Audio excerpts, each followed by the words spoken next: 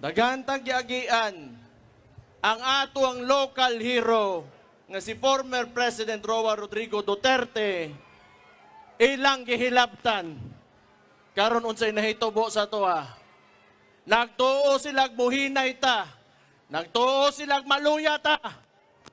Pero tanawa ang uasa ta karon sa motang ni Kusgan kay ilatang gisuwayan. Bago ko magsugod sa kong panulti, gusto ko mo-greet o good morning sa ato ang Vice Presidente nga si Inday Sara Duterte. Na members of the diplomatic corps, naa si Senator Bongo, padung pa siguro, Vice Mayor Rigo Duterte, Congressman Omar Duterte, Kong Isidro Ungab, Congressman Leandro Libiste, Congressman Kiko Barzaga, Vice Mayor Harold Respicio, Attorney Vic Rodriguez, Attorney Rowena Guanzon, Ronald Cardema, Attorney Ferdinand Topacio, Mayor Jornas Cortez, City Government officials, other distinguished guests, o sa tanan ninyo mga dabawenyong gwapa o gwapo, ning tuo pod mo. Ako, unas tanan magpasalamat ko sa security cluster nato. Tanang mga taga-gobyerno, karong bulana nga nagtrabaho para maplastar ang tanan dabawenyo, PSSO, atong police, atong sundalo, atong fire, tanan. Huwag na ako'y nalimten, TF Davao, salamat kaayo. Gikan sa kong kasing-kasing, salamat kaayo sa inyong pagbantay sa mga dabawenyo.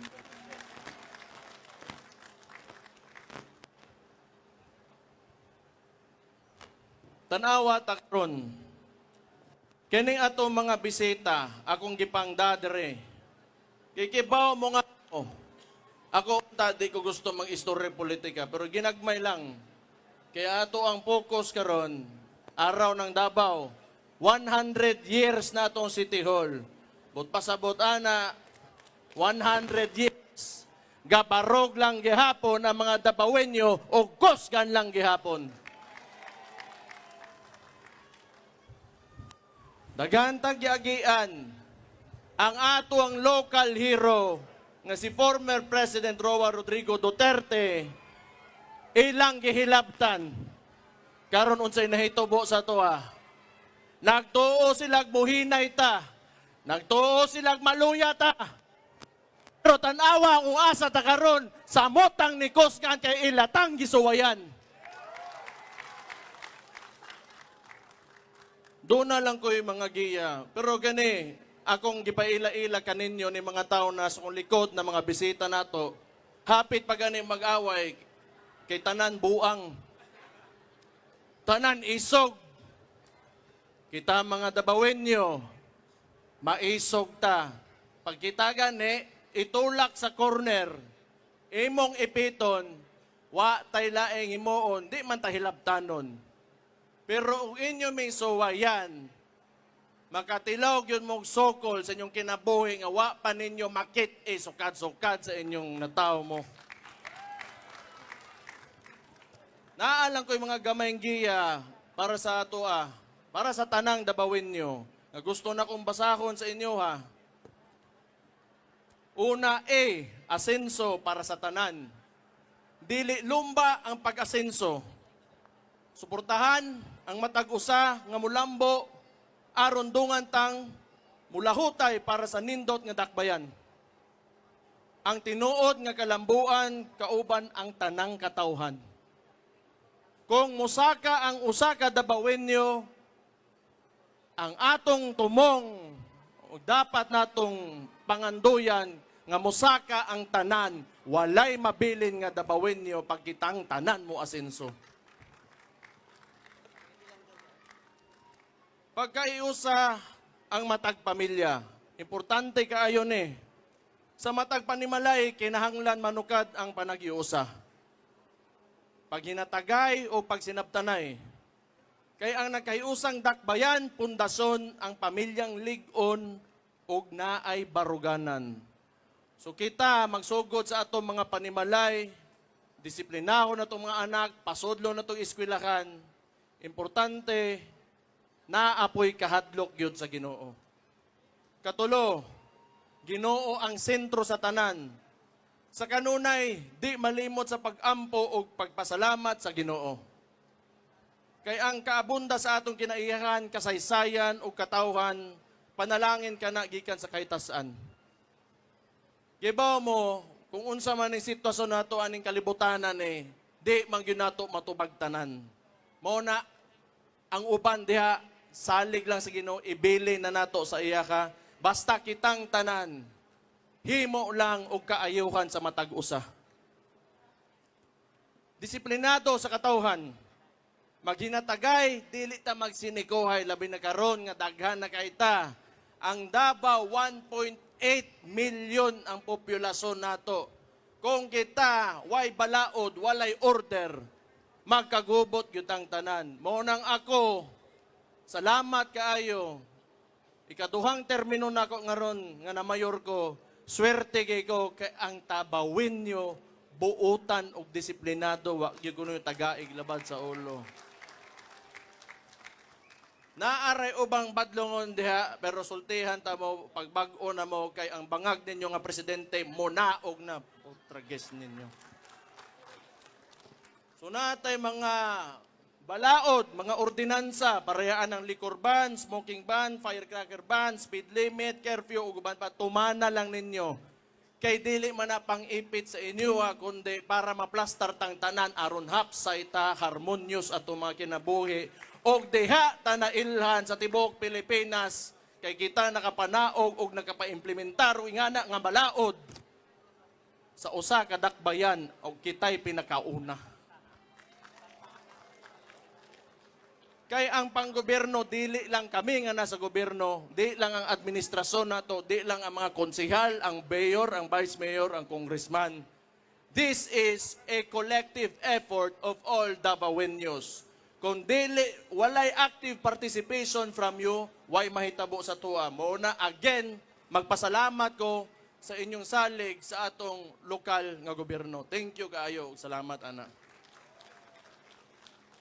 Doon na pa, wala ko na human. Sige lang, kay hapit ng paniod to. Gutom na po ko. Hapit na ni.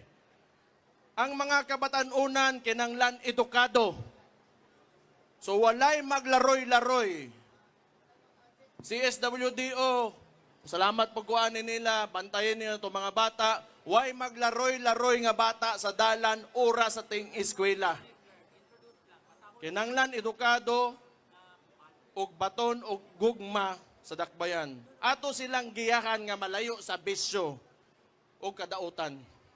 Ang responsableng kabatanunan maoy magdala sa atong syudad sa mas dakong kadaugan kay ngano wa may laing mupuli nato kundi atong mga anak ug mga apo. Mao nang padak-o nato sila ug giyahan nato sila taman sa tungkaya ug taman sa tungkayang ihatag nga gugma nila. Padak-o ninyo nga butan ug disiplinado.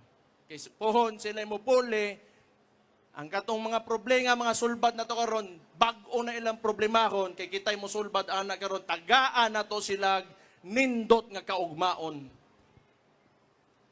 Balaod nga patas sa tanan.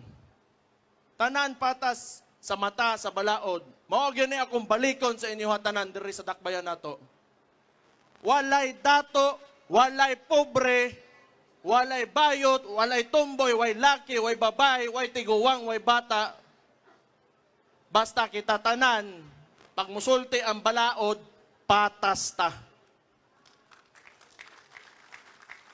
Walay pilion ang balaod dere, kung walay pribilehiyo dere pag-abot sa balaod. Aron kitang tanan patas. Mas lami ang kinabuhi kung kita ay to ay lang ta magkuan. Timan ina ninyo, kana mga name dropping, ayaw mong tuwa na, naay mo dakop, ay, ako si general, ako si mayor, ako si vice mayor, ayaw mong tuwa na, naay mo singit sa inyo sa linya, ayaw mong tuwa na, Kitang tanan dere patas, tanan ta mulinya. Mao na importante. Kay aron atong lugar nindot og organisado plastar. Salamat kaayo sa inyong pagtuman ana kana nakita nako sukad sa akong pagkagamay pa diri. Thank you kaayo mga Dabawinyo. Hapit na gyud. Kabalo kong napas mo na mo. Ang droga o krimen atong kalaban. Padayon natong paggangon ang illegal nga droga o kriminalidad. Hinumdume ang culture of security. Importante nga na karon. Kaya doon natay administrasyon nga ginapasagdan, mobalik na pod ang mga ingon-aning mga botang pareha ng mga NPA sa ato mga kabukiran nga magsinamok na pod sa mga kinabuhi sa mga tao. Muna yung kalimting nga naatay culture of security. Kay bisag unsa pa ng pangsamok ang ilang buhaton, di ta nila magkaya kung magkahiusa ta og nakasabot ta sa tuntumong nga naatay kultura nga ingunani. Mora to.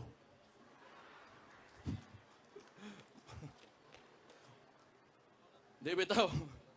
Kapoy na kay mga masuko ba mo nang nagdala po kog mga kauban na kung suko pod. O di nakadungog mo.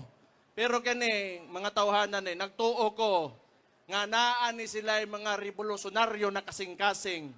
Kaysa panahon kung kanus alisod kay mutingog, kining mga tawhanan nga giimbita nako diri sa akong likod karon. Pipila lang ni sila nga ni istorya sa kamatuoran ug unsa gyud tinuod nga nahitabo sa atong nasod karon. Kanay po, ang importante kaya sa kuha, sama sa kuha mga patas ng tanan, walay diskriminasyon sa tinuuhan. Atong ginarespeto ang tanang relihiyon, tribo, o yung mga deputy mayors din, nakalimot ko ninyo. Huwag ito mga gwapa na mga tindaog din, mga mutya, ha? Gwapa kayo mo. Sige, niingon lang gani ko, tinuod man. Tribo, gigikanan basta para sa kaayuhan. Kay dinhi sa Davao City, pag musod ka dire, Dabawinyo tang tanan. Kini ang Davao mo to, ANGDABAW. Ang Davao. Kuya ano? Kuya ano ba? Kini ang Davao, kini atong puloy-anan, atoning ampingan. Una-unaan ninyo, nga atong dakbayan, balay ninyo. Kung gusto ninyo, inyohang balay limpyo, silhigan ninyo, ug na'y magkalat, badlongon ninyo, ug na'y magsinamok, badlongon ninyo, storyahon ninyo. Ug pasagdan ninyo, mahugaw. Ug di mo mabadlong, magkagubot. Sumuna, baliko nako, ato aning balay. Dili ni akua, di ni iyaka, ato aning tanan, ampingan nato ang atong dakbayan, ang pinalangga natong Davao City. Kitang mga Dabawinyo, kita ang kusog ug pundasyon sa atong pinalanggang syudad. Layo na taog na aptan, apan mas dagan, patag kadaugan ang makabot, basta kita magtinabangay ug magpabiling disiplinado. Kining tanan, atong hinumduman, aron sa kanunay, garbo nato moingon, Dabawinyo me. Padayong mulambo, padayong magkahiusa, mabuhay ang Davao City! God bless you all! Happy araw sa inyong tanan.